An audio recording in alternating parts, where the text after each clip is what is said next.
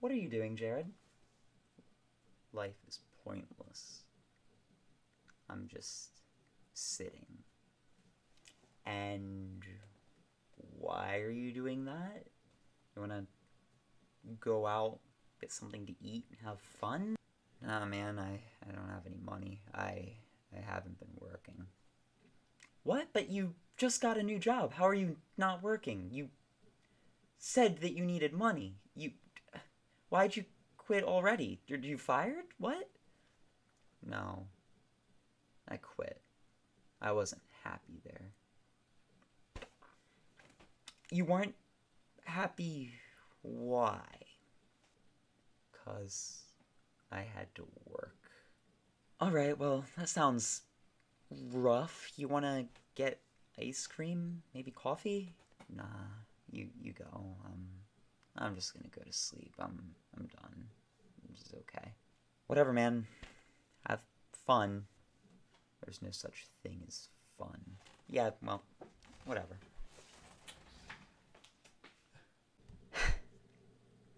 Heyo, this is Jared Lestraco, and today we're going to be talking about nihilism. So, let's get started. Whole world's going crazy. Tons of things that I could be speaking of that a lot of people probably care a lot more about. Why do I feel the need to speak on nihilism? Well, it's a good point, good question. Only real answer that I have for you is that I feel as though this is a topic that maybe is not being under-addressed, but no one's really speaking on it. Philosophy in general, to be honest. And I think that that is a problem. Because in our more modern society, in which belief in religion is at an all-time low, and now more than ever, people are starting to question, what do I believe in, what do I live for, nihilism is often going to come up as a potential answer to the questions. And specifically, I want to talk about it because I think nihilism is a failure of philosophy. So let's get right into it. Why is nihilism a failure of a philosophy? Well, it's because that it exists as a means of saying no to there being meaning in your life, which all other philosophies will strive to provide the meaning for you. I don't agree with all of them, but they all will give you some form of meaning that is greater than there isn't one. And therefore, they will all make you happier. And if they're not, change philosophy. If you're living your life by some philosophy and you find that it is consistently making you miserable, then it is my firm recommendation that you stop it. It might be a little bit more difficult than I'm saying if you've lived your whole life by it, but it's a better solution than continuing to be miserable. You only live once. Anyway, so nihilism has to exist. And it has to exist because if all other philosophies are trying to argue that there is a meaning to your life, of course there's one where it says that there is not a meaning to life. Of course, it has to exist because contradictions need to exist. But how are you ending up in nihilism? Well, going back to religion, like I mentioned earlier, I think nihilism is largely a byproduct of beginning to think for yourself. So religion is more or less the opposite of nihilism. Nihilism is there is no meaning in this universe. There is nothing you live for. There is nothing in death. There is nothing in the whole world. Everything is cruel and apathetic, and you don't matter. Other philosophies are not that. Religion, especially, though, defines all of the meanings for you. It tells you morally how you live. It tells you philosophically how do you live. It tells you what the end goal of your life should be, and what comes after, even. And the second that people start thinking, oh man, I'm not sure if I believe that, well, that's when they start thinking for themselves, and they can arrive at nihilism. And it's a fine place to arrive, I would even say. The reason why this is called baby's first philosophy is because I feel as though when you start thinking for yourself, one of the first things that you will consider would be the antithesis of whatever you originally believed, specifically if you're rejecting that belief. So you do so, and you go, what if there's just no meaning? And most people will go, well, that sucks. I want there to be meaning to everything I'm doing. I don't want to just live my entire life acting as though nothing matters. I don't want to live my entire life believing firmly that nothing matters, even. Nihilism doesn't just act it out. If you're really a nihilist, you firmly believe that there is no point to your existence. It's not a happy existence. More than that, it's a self-fulfilling prophecy. It's demotivating. It's stressful. Well, not stressful, but it's demotivating. It takes away your ability to add effort into things without questioning why you're even doing it. It really shuts down the human ability to function with purpose, because you've removed purpose. That's your entire life stance now. And I'm positive that there are people who are going to say, I'm very apathetic, I'm a nihilist, but I believe this. I'm a nihilist, but I found meaning in this. I'm a nihilist, but I live every day happy and I've worked towards this. And I'm here to tell you then you're not a nihilist, first of all. A nihilist cannot move beyond there is no meaning. And it's not because that's a bad thing to do. In fact, I'd encourage it. If you are, that's why I feel the need to make this video. If you are someone who recently found themselves really questioning their meaning in life and you've stumbled into nihilism, good. It's great that you're trying to find purpose now on your own outside of whatever it was. But nihilism's not the place to stop.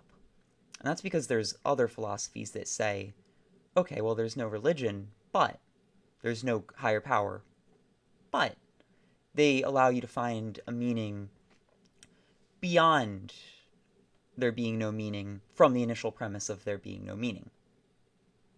Wow, that's a sentence. So, the second that you start thinking like that, you're no longer a nihilist. It doesn't matter what your butt is. It doesn't matter why you've found meaning or how. You found meaning. And so you're not a nihilist. So, this is to everyone who is a nihilist, though, and who is stuck thinking, oh man, it's nothing. Grow up. I know that sounds very blunt, and I hope I don't lose your interest here, but you're not going to be happy if you continue to believe that nothing you do matters. You're not going to be able to care about what you're doing. You're not going to be able to care about your friends.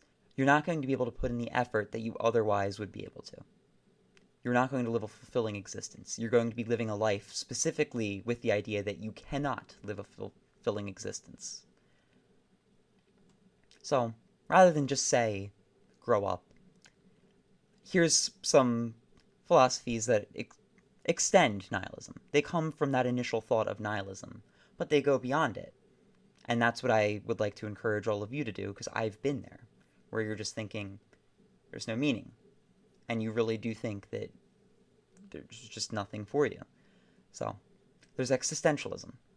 Existentialism is the idea that, okay, there's no higher power, but my own struggle, my own development, and my own freedom as an individual is what matters beyond anything else. I am going to take control of my destiny, and that is the meaning of my life.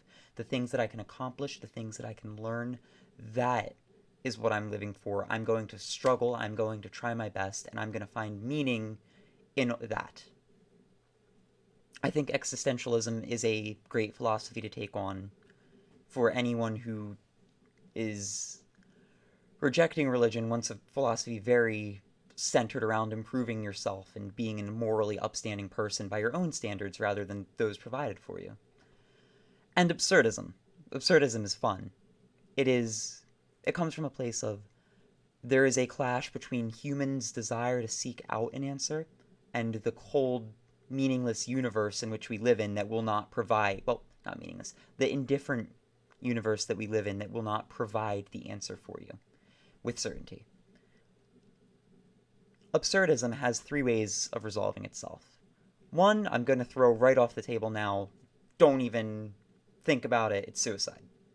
You say, no meaning, kill yourself. This has been rejected by both philosophers who really started the idea of absurdism, because by trying to escape, basically they said it makes your life more absurd. I'm going to just say, don't kill yourself. Don't. If you take nothing else away from this video, don't do that. So, other option. You jump into the realm of the abstract. You go to the absurd. You go to religion. It's running away from the question in one of the philosopher's opinions, but it is a valid answer to absurdism. Okay, well, you can't find a meaning in the universe. Say that there is some astral plane that we cannot see but is there, and that is our end goal meaning. It works. You can't argue against it in the same way that you can't argue against a nihilist who's very set on their views.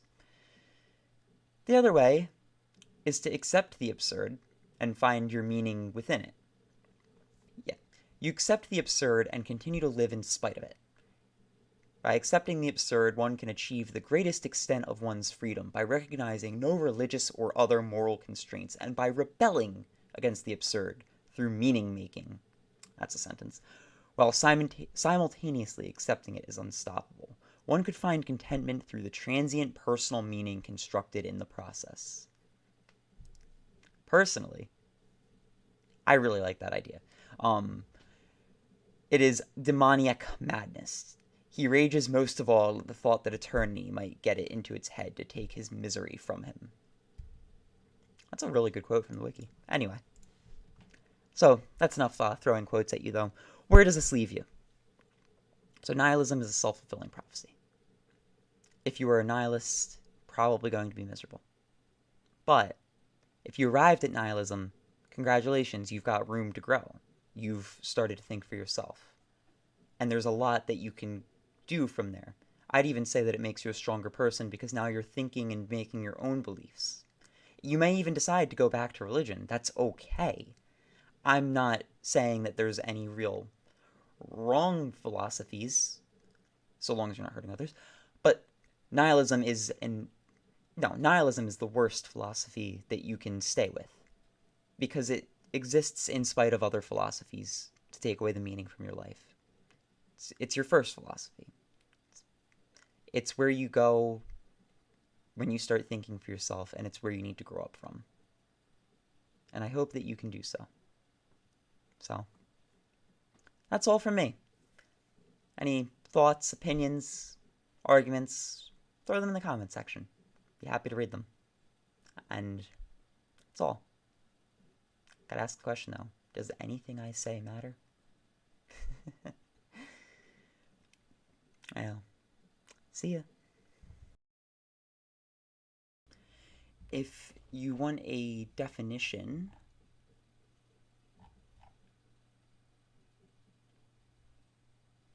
I had a definition.